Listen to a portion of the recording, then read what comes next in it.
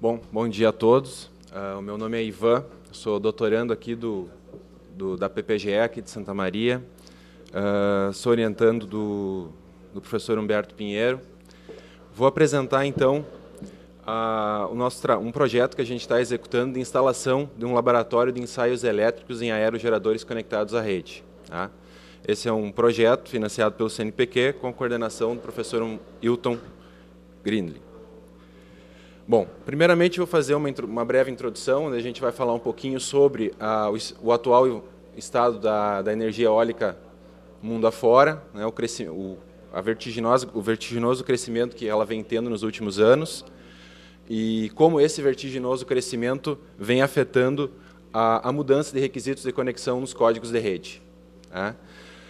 Em seguida, a gente vai falar um pouco sobre os afundamentos de tensão, né, que é o foco de pesquisa que a gente tem, o comportamento dos aerogeradores durante afundamentos de tensão.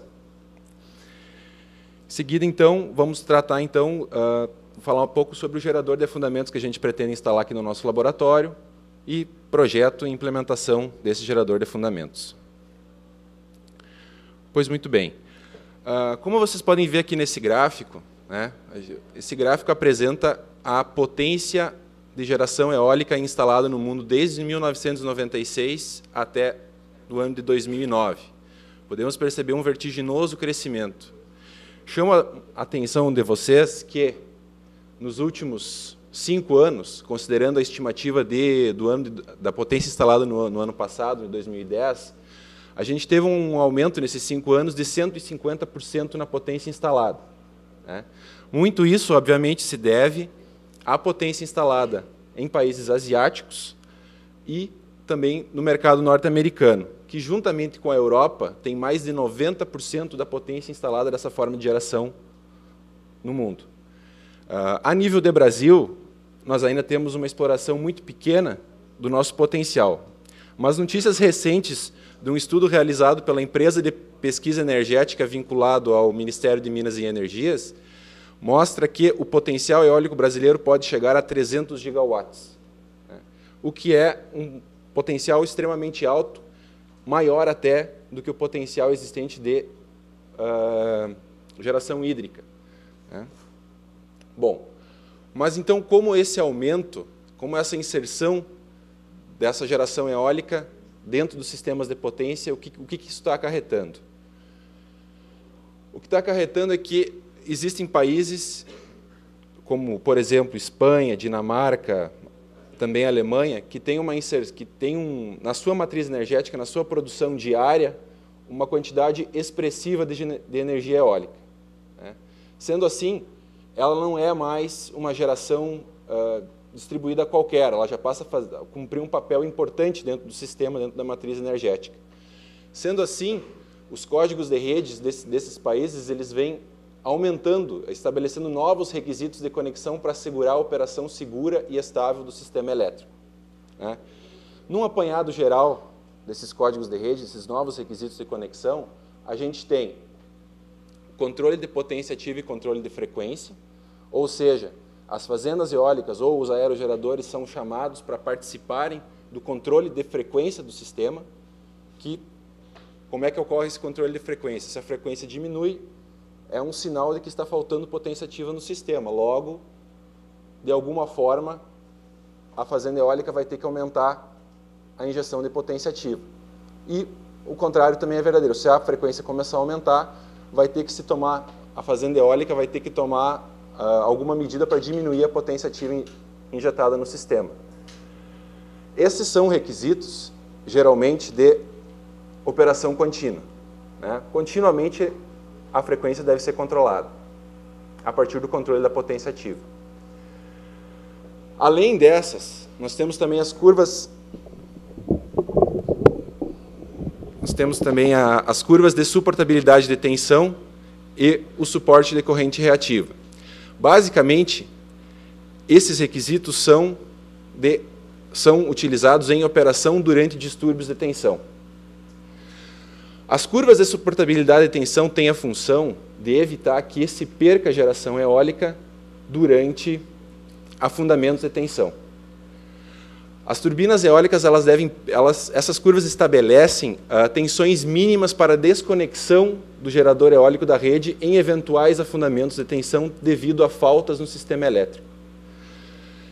Então, essa medida vem justamente para assegurar a operação do sistema e não haver perda de potência instalada durante distúrbios na rede.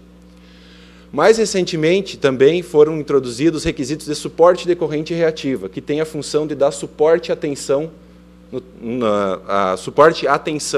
durante os afundamentos de tensão, né? A turbina eólica ela deve ser capaz de injetar uma determinada quantidade de potência de corrente reativa durante a ocorrência de afundamentos de tensão.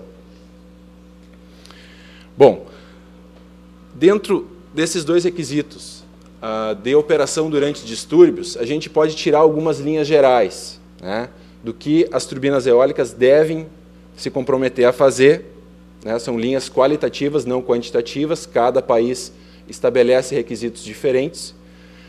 Enfim, a gente pode dizer que a primeira regra é não desconectar na ocorrência de um afundamento de tensão, mesmo que a tensão caia a zero por um determinado tempo. A gente vai ver que existem alguns requisitos, algumas curvas de suportabilidade que requerem que a turbina eólica permaneça conectada, mesmo com a tensão caindo a zero durante um determinado tempo, né?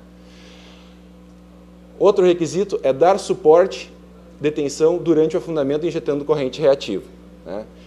Esse também é um requisito muito importante, e esse requisito é o que vem limitando certas topologias de turbinas eólicas que não são capazes de prover esse tipo de suporte.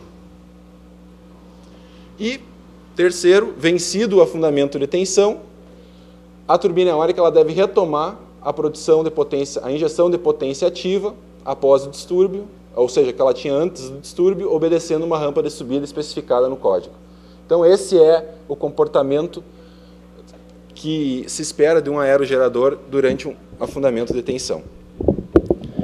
Bom, só para exemplificar para vocês um pouquinho mais, aqui eu coloquei 4 exemplos de curvas de suportabilidade de tensão, né? Essa aqui é de uma norma alemã, essa aqui é da norma dinamarquesa, canadense e a norma que a gente tem aqui no Brasil da ONS. Tanto a Alemanha como a Dinamarca são países que têm uma inserção muito grande de energia eólica, né? A gente pode observar que o jeitão da curva ele é sempre meio parecido, né? Ele tem um afundamento durante um determinado tempo e depois ele vai recuperando. Caso a tensão esteja acima dessa curva, né, o aerogerador deve permanecer conectado ao sistema. Caso a tensão caia além dessa curva, o aerogerador pode vir a se desconectar do sistema, tá? Podem observar aqui que tanto a norma canadense como a norma alemã prevêem que o aerogerador deve permanecer conectado mesmo com zero de tensão, durante 150 milissegundos. Bom, o suporte de reativo, como eu falei anteriormente, ele tem o objetivo de dar suporte à tensão durante o afundamento. Logicamente, ocorrendo uma falta, o ponto de conexão da turbina será acometido por um afundamento de tensão, né? Então, a turbina eólica ela deve injetar corrente reativa de tal forma a tentar recuperar essa tensão durante o afundamento. Esse requisito ele é relativamente novo, né? Você tem notícia dele em 2002 e depois em 2006 foi lançado esse requisito que mostra que, dado uma queda de tensão de 50%, por exemplo, o gerador deve injetar 1 PU da sua capacidade de corrente em corrente reativa para dar suporte à tensão do sistema. Variações de tensões de mais ou menos 10% não são consideradas e, a partir de 10%, deve-se seguir a curva com essa inclinação, chegando em 50%, 100% da capacidade de corrente do aerogerador deve ser injetada na rede. As normas mais atualizadas, lançadas nos últimos 2 anos, nós já podemos ver mudanças, né?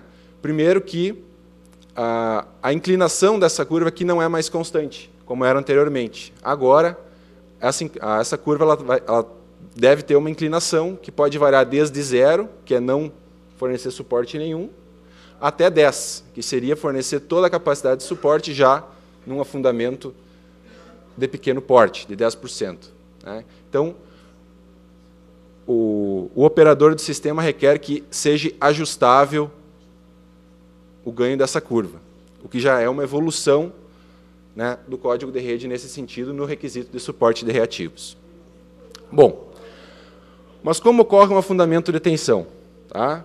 Um afundamento de tensão ao qual uma turbina eólica pode ser acometido, basicamente, a grande maioria dos afundamentos de tensão vem de faltas no sistema elétrico. Né? Aqui a gente tem um pequeno sisteminha só para fazer uma demonstração, né? Um barramento finito, uma linha de transmissão e uma falta ocorrendo nesse alimentador. Logicamente, nesse mesmo PCC, que está conectado esse alimentador, nós temos conectado uma turbina eólica. Né? Logo que ocorre esse afundamento, a tensão no PCC cai. Né? E ela vai permanecer baixa até a atuação da proteção, de tal forma a retirar o alimentador com defeito. Isso mostra de onde que vem as curvas de suportabilidade de tensão. Elas geralmente estão sincronizadas, estão ligadas a... Só um pouquinho. Elas estão ligadas ao ajuste dos relés, né, de proteção contra a sobrecorrente devido a faltas. Esse afundamento de tensão, ele vai ocorrer, ele vai ser simbolizado por uma magnitude, ou seja, a tensão vai cair no momento que ocorrer a falta, e, além disso, vai haver uma variação de ângulo também dessa tensão, que depende das características das linhas envolvidas durante a falta. Então, nós temos esse afundamento de tensão, ele vai ser caracterizado por um afundamento na magnitude e um salto na tensão. O Bolin e outros, em 1999, ele fez uma classificação de todos os tipos de afundamentos de tensão que podem ocorrer no sistema de potência. Basicamente, nós temos um afundamento balanceado, que é em virtude da falta trifásica, né, e temos outros 6 tipos de afundamento que ocorrem devido às faltas desequilibradas, falta fase-terra, fase-fase e fase-fase-terra. Logicamente que alguns desses afundamentos são consequência dos afundamentos desequilibrados e sua propagação através de transformadores, com conexão ΔY. Então, isso dá origem a outros 2 tipos de faltas. Outros 2 tipos de afundamentos de tensão. Então, o afundamento do tipo A, ele é o afundamento de tensão pleno, resultante de uma falta trifásica. Ele é relativamente raro nos sistemas, menos de 10% dos eventos geralmente são de faltas equilibradas, trifásicas. Né? Já o tipo B é o afundamento causado pela falta fase-terra, ele é o mais comum, né? Representa aproximadamente 70% dos eventos, e logicamente que a propagação desta falta por transformadores ΔY, utilizados, por exemplo, na conexão de turbinas eólicas na rede elétrica, acabam surgindo com mais frequência. Portanto, os tipos de afundamentos que têm 2 fases afetadas pelo afundamento são as mais comuns em terminais de turbinas eólicas. Esse tipo C, então, seria a propagação do tipo B a partir de um transformador ΔY ou também devido à falta fase-fase.